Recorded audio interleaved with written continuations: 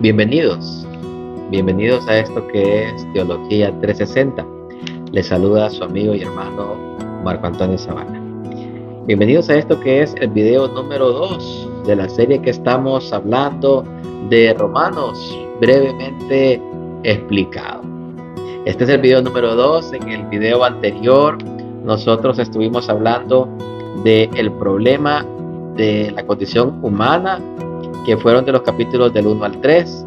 Posteriormente seguimos con el 4 y el 5. La solución a este problema humano fue la justificación por la fe. Así es que el día de hoy vamos a estar tocando, hermanos, dos puntos. Uno, el proceso de santificación y la vida en el Espíritu. Desde luego que esto, hermanos, lo estamos viendo desde el punto de vista de la carta a los romanos, ¿verdad? No es un tema de la justificación global como tal, abarcando, digamos, todo lo que es la teología sistemática, sino que más bien estamos haciendo ahorita esta teología bíblica solamente de Romanos. Así es que vamos a hablar de este proceso de santificación y número 2, el plan de Dios, ¿verdad? Muy bien, entonces vamos a continuar, hermanos. Mire, el proceso realmente de los capítulos 6 y 8 es el proceso, hermanos, donde una vez que hemos sido declarados justos, ya hablamos nosotros que éramos enemigos de Dios, ¿verdad? Pero que cuando nosotros escuchamos la palabra, vemos el cambio que hace, nosotros somos justificados por la fe, como por la obra de Cristo, ¿verdad? Entonces, hermanos, en ese momento cambiamos, nacemos de nuevo. Habíamos hablado de cómo el cambio para el ser humano es tan drástico como cuando Adán estaba en el paraíso y luego por el pecado cayó fuera del paraíso. Fue un cambio tremendamente drástico, ¿verdad? Pues así es el cambio también, dice Pablo, para el cristiano. Es decir, Cristo es el segundo Adán, lo saca de ser enemigo de Dios a un ser destinado a lo que es la ira de Dios. Entonces, por la obra de Cristo, ahora es un ser justificado, que se mira justo porque Cristo pagó por sus pecados. Ahora es amigo de Dios, no solo amigo, sino hijo de Dios. El Espíritu Santo ahora vive dentro de la persona, así que ha nacido de nuevo. Entonces, después de ese proceso, hermanos, entonces entramos en lo que es un proceso de santificación. Es decir, ahí es el inicio, es como quien dice el cambio de la criatura. Ahora, ¿qué hace esta criatura? ¿Qué pasa con esta criatura una vez nacida de nuevo, una vez justificado? Pues empieza un proceso, hermano, de aprendizaje espiritual y de aprendizaje también intelectual para su vida, ¿verdad? Que es el proceso de santificación en la vida del Espíritu, hermano. Entonces, esto, hermanos, es bien importante comprender que nosotros, aunque hemos sido justificados y tenemos el Espíritu Santo de Dios, todavía, hermanos, tenemos este cuerpo, ¿verdad? De carne, que una vez que nosotros nos hayamos encontrado con Cristo, un día Él va a darnos un cuerpo glorioso. Pero mientras tanto estamos, hermanos, con este cuerpo, entonces debemos nosotros de estar luchando en esa lucha diaria que Pablo también nos muestra, ¿verdad? En este libro de Romanos, esa lucha diaria contra la carne, dejando al hombre viejo y entrando al hombre nuevo que somos ahora. Entonces, de eso se trata, hermanos, esta lucha. Así es que, primeramente, hermanos, tenemos que decir que debemos estar muertos al pecado. El bautismo, hermanos, simboliza que nuestra vieja naturaleza murió con Cristo. Solamente hay dos ritos, hermanos, como tales que se nos ordena hacer como cristianos. Número 1, el bautismo. Y número 2, la cena del Señor. En esta ocasión nos estamos refiriendo al bautismo específicamente. Es una simbología, hermanos, donde nosotros dejamos enterrado, muerto, a esa criatura que fuimos vieja antes de ser justificados. Ahora somos nuevas criaturas, hechos nuevos en Cristo. Entonces, número 1, hermanos, es estar muertos al pecado. brevemente, estar muerto al pecado no significa que usted no va a fallar, que usted no va a pecar, usted y yo no vamos a pecar. No, no significa eso, porque todavía estamos en un mundo caído, estamos en un mundo también donde tenemos nuestra carne, donde dice también Pablo en sus cartas, pues que la carne es débil, aunque el espíritu sea fuerte. De nosotros, hermano, la clave está en que cuando somos justificados, lo que nosotros queremos es hacer la voluntad de Dios. Aborrecemos el pecado dentro de nosotros mismos y queremos hacer la voluntad de Dios. Y nos enfilamos a eso, a hacer la voluntad de Dios. De repente, hermanos, con la naturaleza del ser humano, puede ser que cae en pecado en un momento, pero no en una vida de pecado, sino en una situación de debilidad. Por ejemplo, alguien que le gusta decir palabras soeces, ¿verdad? Entonces, o malas palabras, particularmente. Entonces, y está luchando contra eso, es cristiano y está luchando contra eso. Y cada vez él va educando nuevamente su mente, está renovando su mente, está renovando sus reacciones, ¿verdad? Su corazón conforme a la escritura, entonces está luchando con eso. Y se refrena, muchas veces se refrena, pero llega un momentito en el que la tensión y el estrés, aunque él lo podía vencer, pues no lo hizo y pecó ahí y dijo, ¿verdad?, una palabrota, por ejemplo. Bueno, eso puede ocurrir, se sigue luchando y se sigue venciendo, ¿verdad? Y se siguen venciendo luego otras áreas. Lo que no sería llevar una vida de pecado en ese sentido sería saber, por ejemplo, que esto no le agrada a Dios, por ejemplo. Digamos que mintamos, mentir es pecado, no le agrada a Dios, pero que yo diga en mi corazón, bueno, aunque a Dios no le agrade, pues no importa, yo voy a mentir cuando tenga que mentir y para salir adelante, entonces esa actitud, esa situación, hermanos, de saber que algo es pecado y querer insistir en vivir de esa manera y no estar luchando contra eso, entonces eso es llevar una vida de pecado, por decir algo de lo más sencillo, común que pueda suceder. Eso sería un signo, hermanos, de que no hemos sido justificados todavía por la palabra de Dios. Es un signo que tenemos que vernos si realmente hemos sido justificados o no, ¿verdad? Porque cuando es un corazón justificado, el mismo corazón dice, no, yo tengo que luchar y va saliendo adelante con la ayuda del Espíritu, y es precisamente eso, una batalla, una lucha. Pero si no está esa batalla ni esa lucha, sino que se dice, no importa que el Señor, ¿verdad? Yo lo voy a hacer cuando yo quiera. Entonces, eso ya no es lucha, no es batalla, eso es vivir el pecado. ¿Te das cuenta la diferencia en el corazón, la diferencia en la actitud? Muy importante, para que nos examinemos en las áreas de nuestra vida. Ok, si en algún momento nosotros vemos que hay un área en nuestra vida que es un área de pecado y que la seguimos haciendo, aunque sepamos que eso es pecado y no estamos luchando porque no queremos luchar, plantémonos entonces si realmente hemos sido verdaderamente justificados, o si solo es que hemos escuchado del Señor y que queremos seguirlo, pero no hemos dado el paso todavía, ¿verdad? Porque cuando un corazón está justificado, entonces no admite el pecado, lucha contra el pecado. Y si 1000 veces cae el justo, pues 1000 veces se levanta. Eso está en la palabra. Pero con el corazón de la batalla. En el capítulo 7, la lucha con la ley es buena, pero nuestra carne es débil y no puede cumplirla por sí sola. No necesita mayor explicación, ¿verdad?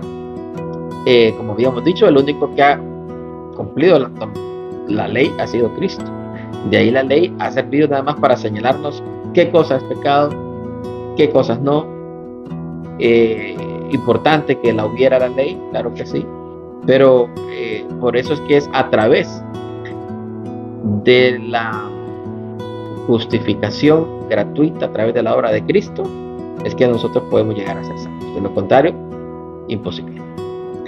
Muy bien, la victoria en el Espíritu Santo nos da poder sobre el pecado, nos adopta como hijo y nos garantiza la gloria futura. Esto está en el capítulo 8. Porque usted puede preguntarse, bueno, pero entonces si la ley y todo esto, ¿cómo vamos a hacer nosotros? Pues no, el Espíritu Santo que vive, que habita dentro de nosotros, es el que nos da el poder sobre el pecado, ¿verdad? Miren, no es una cosa milagrosa que usted va a venir y ¡plum!, ¿verdad? De repente llegó el Espíritu Santo y entonces ya no volvió a pecar jamás en su vida. Eso no funciona así, hermano querido. No funciona así. No fue el diseño de Dios. Desde luego que de repente puede haber un área en su vida que esté esclavizada, ¿verdad? Y que el Espíritu Santo cuando llegue lo libere completamente de esa área y ya de una manera sobrenatural. Gloria a Dios si es así. Se puede, pero no es necesariamente la regla ni es tampoco doctrina. Tenemos que entender esto, ¿verdad? Usualmente tenemos que pasar ese proceso de la santificación. Tenemos que pasarlo, hermano, y al pasarlo nos educamos en el carácter, en la esperanza, en tantas cosas que el Señor nos muestra. Así es que, hermanos, les voy a dejar un versículo clave, el 8:1. Ahora pues, ninguna condenación hay para los que están en Cristo Jesús. Así es que la vida, hermanos, de el Espíritu, dentro de nosotros el Espíritu Santo, es el que nos da la victoria. Es el que nos asegura que nosotros estamos con Cristo, es el que da testimonio dentro de nosotros. Así es que yo lo invito a que nos examinemos, usted dijo, si realmente hemos rendido todas las áreas de nuestra vida al Señor, ¿verdad? No que tenga victoria en todas, la verdad, en algunas que ya ha tenido victoria y que está trabajando en otras, perfecto, ¿verdad? Pero si hay un área que usted no ha rendido al Señor y que usted dice, no, eso no lo toco, eso no, entonces pregúntese si realmente usted ha sido justificado o está en camino a ser justificado hasta que usted entregue esa área. Pregúntese. Y yo me pregunto también, para que nos examinemos todos. Bueno, finalmente el plan de Dios es la soberanía, es su soberanía. Y también un poco vamos a hablar un poquito sobre Israel. Pablo responde una pregunta difícil en los capítulos del 9 al 11. ¿Falló la promesa de Dios a Israel si ahora la mayoría rechaza a Jesús? Primero tenemos que hablar sobre la elección soberana que está en el capítulo 9. La elección soberana es si Dios tiene el derecho de mostrar misericordia a quien Él quiera, la va a mostrar. Dios en su soberanía divina, santa, Dios con el que Él quiere tiene misericordia y con el que Él quiere endurecer el corazón lo endurece. Es soberano Él para hacerlo y no es injusticia, no es justicia, porque nosotros lo que como hemos visto éramos merecedores era de la ira de Dios. Entonces cuando el Señor actúa a favor nuestro es una bendición, es un regalo, y si Él dice no voy a actuar, pues no actúa y ya está. Por ejemplo, como cuando endureció el corazón del faraón, ¿verdad? Para mostrar su gloria y su poder.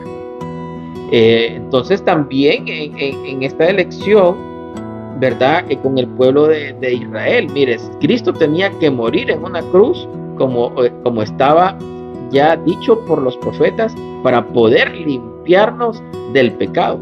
Si Cristo no hubiera muerto en esa cruz, entonces nosotros no pudiéramos estar limpios de pecado. Si los judíos se hubieran convertido en el momento que Cristo se presentó como Mesías y no lo hubieran crucificado, entonces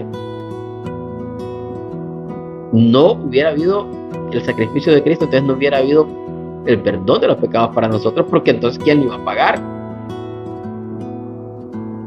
Entonces es un plan, hermanos, que escapa a nuestra mente humana limitada. Es un plan de Dios netamente justo, netamente ajustado, como una maquinaria de un reloj impecable.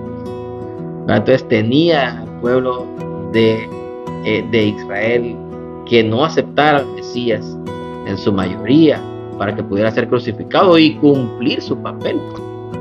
Eso no quiere decir que no pecaron, ojo, no, porque la palabra de la Escritura dice que es un pecado, simple y sencillamente ¿verdad? Dios tocó un remanente y a otros los dejó como estaban, endurecidos en su sabiduría infinita. Tenemos que comprender esto del plan de Dios. Hermanos, el remanente, Dios no ha desechado a su pueblo. Hay un grupo que cree, y el endurecimiento del resto permitió que el evangelio, hermano, realmente llegara a los gentiles. Y no solo eso, sino que la obra de salvación, ¿verdad? Porque, hermanos, fíjese usted que en cuanto a este punto, también si la iglesia en aquel momento en Jerusalén no hubiera sido tan perseguida, de repente hubiera costado más que hubiera salido hacia otras áreas, ¿verdad?, de Israel, fuera de Israel. Entonces, como que la persecución de la iglesia hace que las personas convertidas se vayan a otras latitudes, y a donde se vayan, allá van a predicar y allá van a formar cuerpo, porque son nuevas criaturas, son nacidos de nuevo.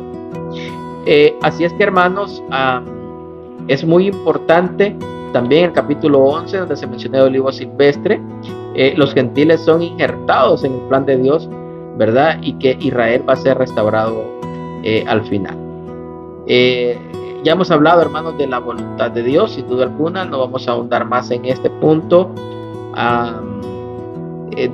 Ciertamente el plan de Dios es perfecto, siempre hay un remanente. Piensen esto, hermanos, a pesar de que muchos rechazaron al Mesías, en su mayoría en ese momento, pero también hubieron muchos judíos que siguieron a Jesús. Los apóstoles mismos eran judíos. Los que predicaron las primeras iglesias eran iglesias netamente judías, hasta que después Pablo dijo: vamos a salir a predicar la conversión de Pablo, pero fue tiempo después, hermano, ¿verdad? Pero muchos judíos entonces se creyeron, se convirtieron y formaron parte de muchas iglesias, de las primeras iglesias. Ahí estaban también ellos, ¿verdad? Y hasta el momento, hermanos, también hay judíos que se han convertido y siguiendo convirtiéndose, ¿verdad? Entonces siempre el Señor tiene ese remanente. Él trabaja así con su pueblo, con su remanente. Y luego el Israel, aparte del Israel genético, recuerde que el Israel espiritual es el que cree. El que está injertado en el pueblo de Dios, en el olivo, es el que cree. El verdadero israelita es aquel que cree. El verdadero hijo de Abraham es aquel que cree. ¿Creer en qué? En la palabra de Dios, creer en Cristo. El que no cree, pues no es parte, ¿verdad? Siempre, hermano, se trató de obediencia, nunca de genética, sino de obediencia. De hecho, aunque tuviera la genética, muchos fueron cortados por desobedientes. Miren lo que sucedió en el desierto cuando adoraron al becerrito, ¿verdad? O los que no entraron, pues porque tuvieron que rondar 40 años en el desierto, porque no estaban todavía preparados. Entonces, hermanos, este ha sido el segundo. Dios me lo bendiga y me lo guarde a todos. Vamos a ver en el tercer y último video de esta serie tan importante, Romanos brevemente explicado, hermanos, un libro que cambió el mundo, literalmente. Es una radiografía de lo que es el cristiano. Y Dios me lo bendiga. No se pierdan nuestro tercer y último video de esta serie. Bendiciones.